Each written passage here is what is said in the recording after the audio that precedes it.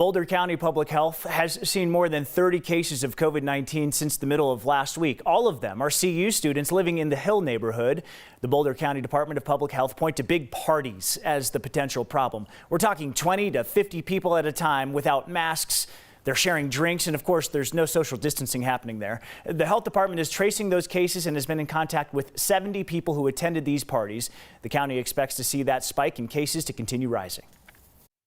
We are concerned about the spike in cases that we're seeing right now, and we do think that we will likely identify more cases in the coming days. So we are encouraging everyone to follow the guidance, which is maintaining gatherings of 10 people or fewer while still maintaining social distance and wearing a mask. The health department says some of the students who had exposures at parties also participated in the protests in the Hill neighborhood earlier this month. At least one person who tested positive was at the protests, and they're encouraging anyone who may have been exposed to quarantine for 14 days.